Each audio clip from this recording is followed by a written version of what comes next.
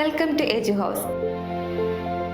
നമ്മൾ ബോസേക്ക് അഡ്മിഷൻ എടുത്തവർക്ക് വേണ്ടിയിട്ടുള്ള കുറച്ച് കാര്യങ്ങളാണ് ഇവിടെ പറയാൻ പോകുന്നത്.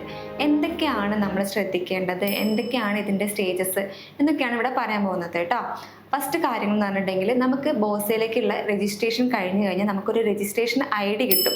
ആ രജിസ്ട്രേഷൻ ID വെച്ചിട്ടാണ് നിങ്ങൾക്ക് റെക്കോർഡ് ക്ലാസ്സസും മെറ്റീരിയൽസും ഒക്കെ പ്രൊവൈഡ് ചെയ്യുക. അത് കഴിഞ്ഞ് കഴിഞ്ഞാൽ നമുക്കൊരു OTP വെരിഫിക്കേഷൻ ഉണ്ടാവും. എക്സാം അടുപ്പിച്ച് നമുക്കൊരു OTP വെരിഫിക്കേഷൻ ഉണ്ടാവും. നിങ്ങൾ ഇപ്പോൾ യൂസ് ചെയ്യുന്ന കറണ്ട് അവൈലബിൾ ആയിട്ടുള്ള ഫോൺ നമ്പർ വെച്ചിട്ടായിരിക്കും നമുക്ക് OTP വെരിഫിക്കേഷൻ ഉണ്ടാവുക. ഈ OTP വെരിഫിക്കേഷൻ കഴിഞ്ഞ് കഴിഞ്ഞാൽ അടുത്ത സ്റ്റേജ് എന്ന് പറഞ്ഞിട്ടുണ്ടെങ്കിൽ അസൈൻമെൻറ്റ് സബ്മിഷനാണ്. അസൈൻമെൻറ്റ് എന്ന് പറഞ്ഞിട്ടുണ്ടെങ്കിൽ ഒരു 20 മാർക്കിന് അല്ലെങ്കിൽ 30 മാർക്കിന് ഒരു OMR ടൈപ്പ് ക്വസ്റ്റ്യൻസ് ആയിരിക്കും ഉണ്ടാവുക. 4 ഓപ്ഷൻ ഉണ്ടാവും. നിങ്ങൾക്ക് അങ്ങ് ടിക്കറ്റ് അങ്ങ് പോയാൽ മതി. അത് കഴിഞ്ഞ് കഴിഞ്ഞാൽ നിങ്ങൾക്ക് ഒരു മോഡൽ എക്സാം തരും.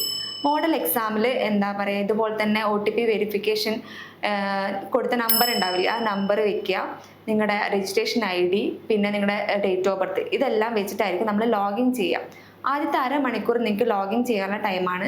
പിന്നെ നിങ്ങൾക്ക് 2.5 മണിക്കൂർ ഉണ്ടാവും എക്സാമിന്. പക്ഷേ എന്താ പറയുക, മോഡൽ എക്സാമിന് ഇങ്ങനത്തെ ടൈമോ കാര്യങ്ങളോ ഒന്നും ഉണ്ടാവില്ല. നിങ്ങൾ ഇതുപോലെ അടിച്ചു പോവുക, എൻ്റർ ചെയ്ത് കൊടുക്കുക കാര്യങ്ങളൊക്കെ, എന്നിട്ട് നിങ്ങൾ എക്സാം അറ്റൻഡ് ചെയ്യുക. അതിലും എന്താ പറയുക 30 മാർക്കിലോളം OMR ടൈപ്പ് ക്വസ്റ്റ്യൻസ് ആയിരിക്കും ഉണ്ടാവുക. നിങ്ങൾ ടിക്കറ്റ് അങ്ങ് പോയാൽ മതി. ജസ്റ്റ് ഒരു മോഡൽ, എങ്ങനെയാണ് നിങ്ങൾ പബ്ലിക് എക്സാം ഫേസ് ചെയ്യേണ്ടതെന്നുള്ള ജസ്റ്റ് ഒരു മോഡൽ മാത്രമായിരിക്കും അതുണ്ടാവുക.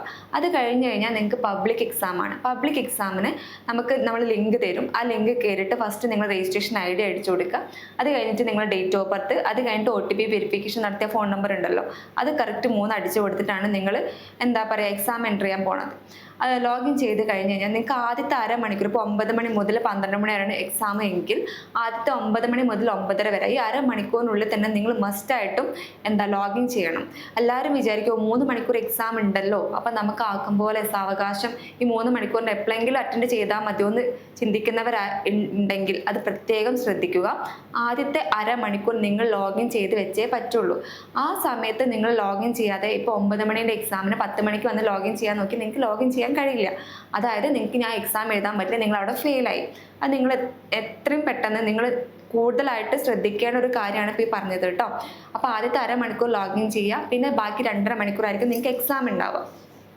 സിമ്പിളായിരിക്കും. OMR ടൈപ്പ് ക്വസ്റ്റ്യൻസ് ഉണ്ടാവും, ഡിസ്ക്രിപ്റ്റീവ് ഉണ്ടാവും. ആദ്യത്തെ ഒരു 30 മാർക്കോളം നിങ്ങൾ എന്താ പറയുക ഒരു 4 ഓപ്ഷൻ വെച്ചിട്ടുള്ള OMR ടൈപ്പ് ക്വസ്റ്റ്യൻസ് ആയിരിക്കും. പിന്നെയുള്ള 15 മാർക്ക് എന്ന് പറഞ്ഞിട്ടുണ്ടെങ്കിൽ 15 ക്വസ്റ്റ്യൻസ് എന്ന് പറഞ്ഞിട്ടുണ്ടെങ്കിൽ 2 മാർക്ക്, 3 മാർക്ക്, 4 മാർക്ക് അങ്ങനെ ഡിവൈഡ് ചെയ്തിട്ട് 3-4 ക്വസ്റ്റ്യൻസ് ഉണ്ടാവും. അത് ഡിസ്ക്രിപ്റ്റീവ് ആയിരിക്കും.